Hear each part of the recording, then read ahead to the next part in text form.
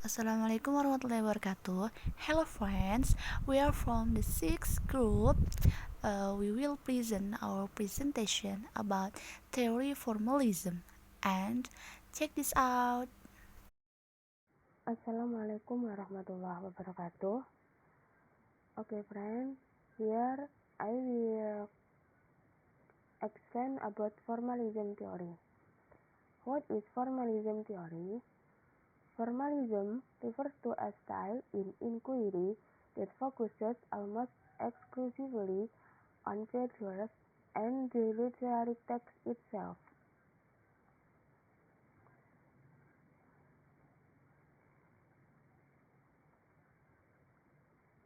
The name formalism derives from one the part of the content and the attempt to spread there is collocation. By focusing on the literary form and excluding superfluous context, formalism believes that it would be possible to trace the evolution and development of literary forms and this literature itself. Formalism is a philosophical theory of the foundation of mathematics and had spectacular birthplace Haiti in 1920. The foundation of formalism theory: 1. The linguistic trend, or we can say Russian defamiliarization. And second, the cultural trend, we can say the criticism or human liberalism. So, historical prospects. On the European continent, formalism emerged primarily as particular out the work of Roman Jakobson, Boris Eichenbaum, Victor Solovey.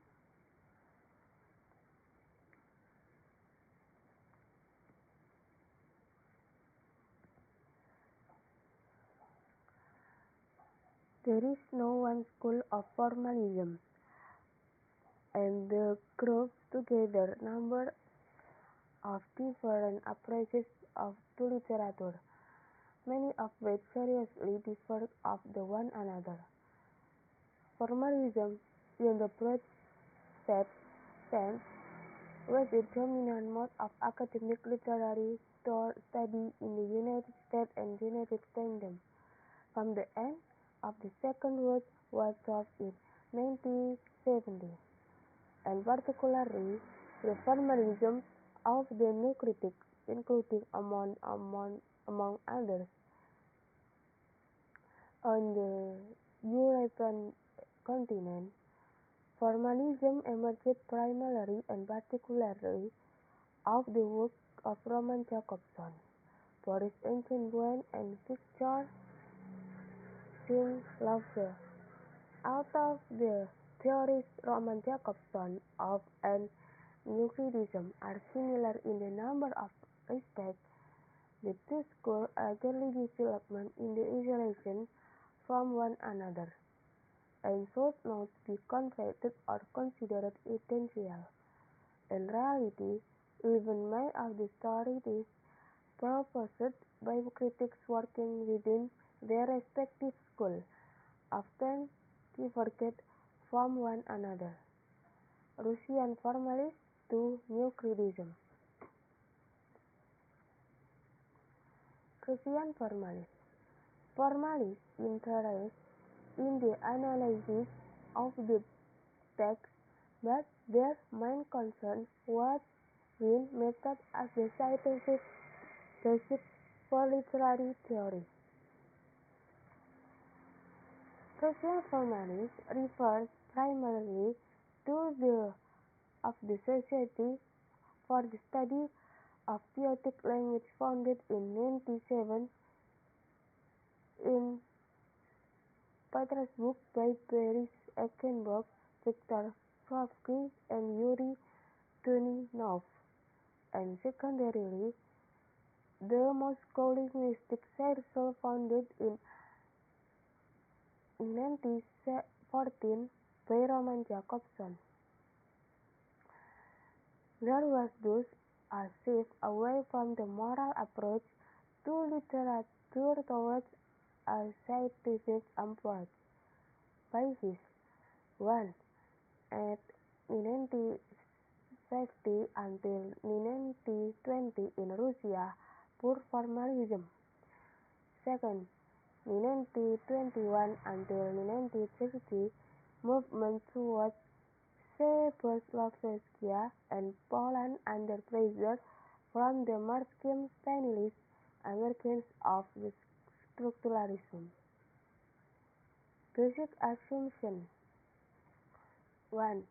Scientific approach focus on literariness, which can be found on the level of form rather than content.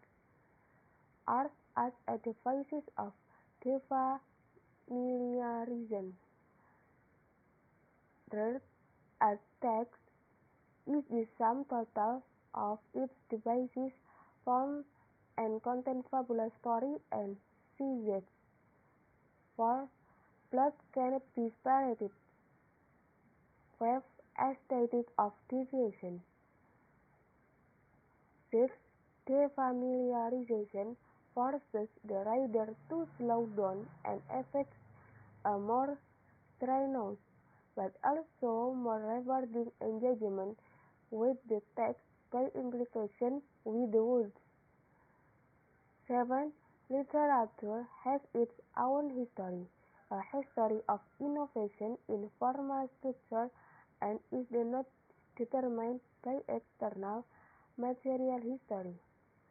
And the last, what are works of literary size cannot be separated from how the literary work size, in the therefore form and structure of work, far from being merely the decorative wrapping of the content.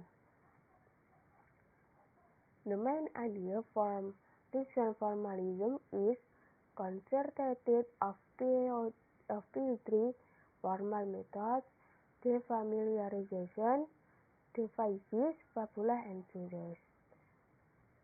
And the next. Okay, friends, I will continue the presentation. In this slide, we will I will explain about the new criticism. A poem must not mean or but be. The new critics is concerned with itself, with its language and organization. It doesn't seek a text meaning, but how it speaks itself. Jadi di sini artinya ialah new criticism. Criticism terkenal Archibald MacLeish menyatakan bahwa sebuah puisi tidak harus berarti tetapi menjadi. Jadi di sini maksudnya para kritikus itu tidak memperhatikan teks itu sendiri atau makna teks itu sendiri, tidak mencari makna dalam sebuah puisi tersebut, tetapi its language and organization speaks the meaning. Jadi bahasa dan organisasi sebuah puisi itu dapat berbicara mengenai apa yang terkandung dalam puisi tersebut. Jadi maknanya dapat tersirat dan para kritikus tidak lagi mencari karena maknanya sudah tersirat. Puisi itu dapat berbicara sendiri. Istilahnya seperti itu. Okay, in the next slide, tell about the basic assumption of new criticism. Jadi di sini terdapat asal usul yang mendasari new criticism. Asal usul tradisi kritik Anglo-Amerika yang dominan. Jadi asal usul tradisi ini dominan pada pertengahan abad ke-20. Kira-kira sekitar dari tahun 1920 hingga 1970-an. Tentu juga kritik tersebut mengalami banyak kontradiktif seperti pro dan kontra, kemudian juga posisi dan praktik teoritis dan kritis mereka Kemudian seorang kritikus baru akan menganggap sastra besar. Jadi asal-usulnya seorang kritikus baru akan menganggap sastra besar seperti lukisan yang hebat. Nah, lukisan hebat itu akan menginspirasi kekaguman hanya karena itu adalah karya seni yang hebat.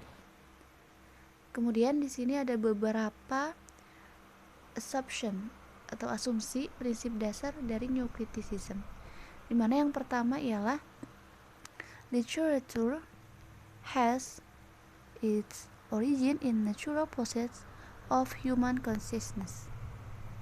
Di mana maksudnya ialah sastra berasal dari proses alamiah kesadaran manusia. Jadi sastra itu berasal dari proses alami dari kesadaran manusia. The second is a meaning resides in the text as an object which can be appreciated or decoded without resort to authorial intention. Jadi maksudnya di sini teks tersebut menurut Wimsatt Beardsley, the effective fallacy, makna tersebut ada di dalam teks, bukan di pembaca. Jadi maksudnya teks puisi seperti itu sebagai objek yang dapat dihargai dan diterjemahkan tanpa bantuan niat pengarang tersebut.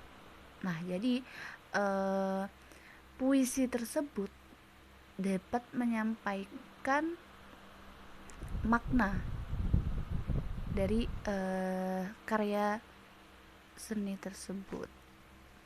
Kemudian yang ketiga ialah intrinsic approach. The reader will have to the text in order to unlock its meaning from the inside. Di sini melalui pendekatan intrinsik, pembaca harus memasuki teks untuk membuka maknanya dari dalam. Jadi tidak perlu mempertimbangkan faktor eksternal. Faktor intrinsik di sini seperti gaya bahasa atau organization dari puisi lainnya, dan tidak perlu mempertimbangkan faktor eksternal seperti pemikiran pengarang. Kemudian yang selanjutnya ialah formalism approach. Detailed analysis of literary form is a prerequisite for successful readings, but unity of contents and form. Di sini pendekatan formalistik, analisis rinci bentuk sastra merupakan prasyarat agar bacaan berhasil, tetapi kesatuan isi dan bentuk ini berdasarkan dari Clint Brooks, The Heresy of Paraphrase. Kemudian yang selanjutnya ialah pendekatan formalistik ini mendorong keterlibatan dengan fitur tekstual, dan literatur dianggap serius dengan istilahnya sendiri untuk pertama kalinya. Jadi dalam menggunakan pendekatan formalistik ini kita harus melakukan analisis rinci yang merupakan syarat agar bacaan kita berhasil dan agar kesatuan isi dan bentuk dapat terjaga dan tercapai. Okay, the next slide is about human liberalism. Di sini maksud dari human liberalism ialah liberalism memberi kebebasan pada sastra. Jadi sastra adalah milik bersama. Dan human liberalism dikatakan human liberalism apabila ada orang yang memahami sastra, ia juga dapat menulis atau menafsirkan sastra juga, karena sastra merupakan suatu kebebasan. Jadi liberalism di sini kebebasan, memberikan kebebasan pada orang yang memahami sastra untuk menulis dan menafsirkan sastra. Nah, di sini ada beberapa poin di mana literature is of the timeless significance. Jadi sastra sendiri memiliki makna yang tak lekang oleh waktu dan abadi. Nah, the literature text contain its own meaning with itself. It can be studied in isolation from context of any kind. Nah, teks sastra mengandung maknanya sendiri di dalam dirinya. Jadi terdapat makna yang terkandung di dalam sebuah teks sastra. Nah, ia juga dapat dipelajari dalam isolasi dari konteks apapun.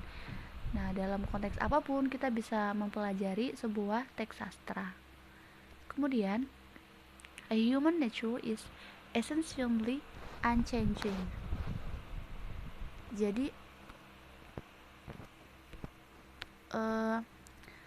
sifat manusia pada dasarnya tidak berubah.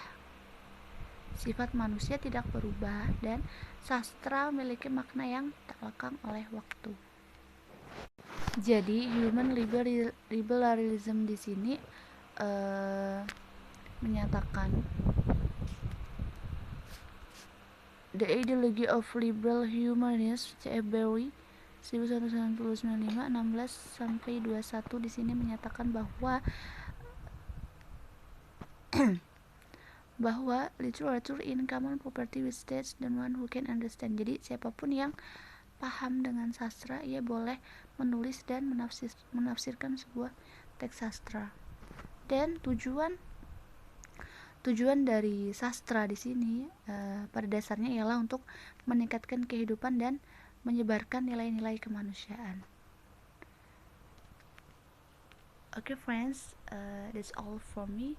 Thanks for your nice attention. If there is a question, you can write in the comment section. Thank you.